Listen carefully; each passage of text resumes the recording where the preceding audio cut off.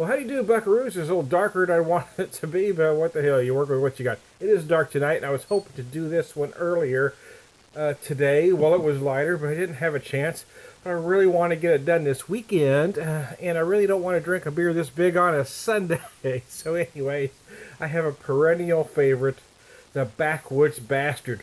No, it's not Gandalf for you nerds out there that might have clicked my channel by mistake. Anyways, I digress. 11.6%. This is the Founder's Dirty Bastard Scotch Ale that's aged. It takes a nice little bath, nice little soak in some bourbon barrels. That's how it becomes a Backwoods Bastard.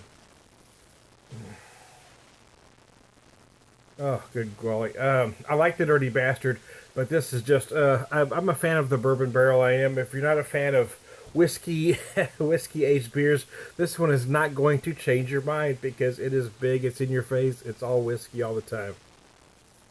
The nose is very decadent, it's very rich, it's very malty sweet, but it also has all of those bourbon elements. That charred white oak, a little bit of vanilla, the toffee or caramel, however you interpret those flavors or aromas, as it were, so far. I'm pouring it into a snifter.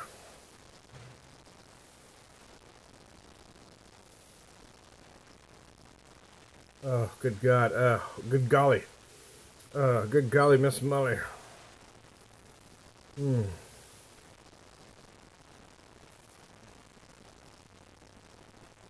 I bought this 4-pack the other day, and I drank one last night just to sit and enjoy and drink one without doing a video, without writing anything up on it, just to enjoy and drink it. But wow,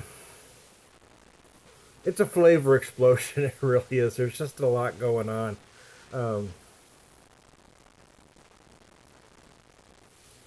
The white oak is just gorgeous. The first thing you notice is that big white oak. You do feel some of those smoky char notes.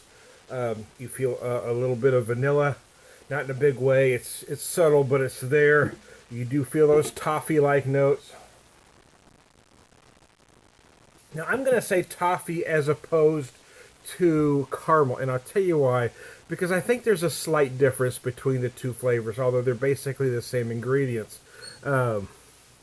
Toffee has kind of a more of a nuttier feel. And of course, there's usually nuts on toffee, but that's not what I'm referring to.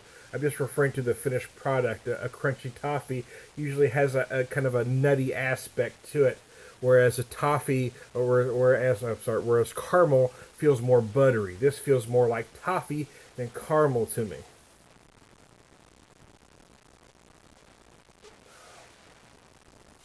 The finish is dry and somewhat earthy. It's just beautiful. I didn't look up the IBUs on it. They used to on these bottles. In fact, I think this is a change this year, is they put the ABV on one side, IBUs on the other. Apparently, they no longer do that for some unknown reason, but there you go. I elected to pour it into a snifter. Why? Because I wanted to.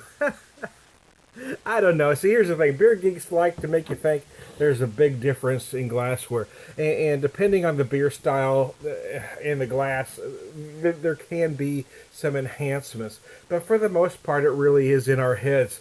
I'm a glassware junkie. My wife can attest. We have a relatively small house, not a lot of cabinet space, and half the cabinet space we have, if not more than that, is dedicated to my glassware. Plus, I've got it on just about every counter space besides that. So I'm not bagging on glassware as I was accused of in another video.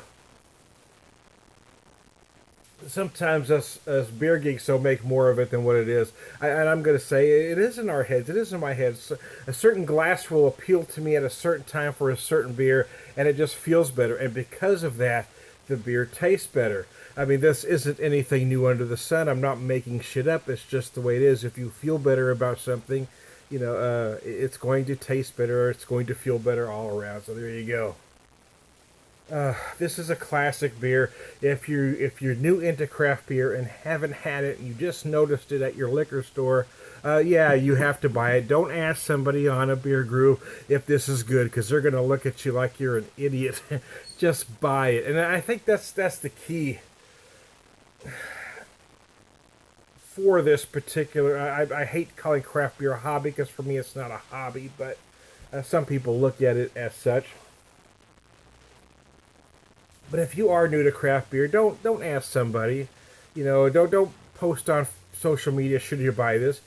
Buy it. Use your instincts. Ask the beer guy. I have two. I'm 50 years old, and I've been drinking beer for, well, as long as I've been, probably longer than I've been legally allowed to. And I still ask my younger beer guys, what they think, because I'm curious about their opinions. So ask them, but don't post on social media, is this any good? Because you're going to look like an idiot for doing so. Just buy it, man. If you ever see something like this, buy it, buy it, buy it, buy it. Buy as much as you can. Now, typically, to be honest with you, I know folks that hoard it, that buy 2, 3, 4, 5, 6, as many 4-packs they can get a hold of. And there's nothing necessarily wrong with that. I buy one 4-pack a year because I really want to enjoy the 4 beers and then move on to something else, because there's always something else to move on to in this age of craft beer. There is just, it's just crazy everywhere. Everything is good.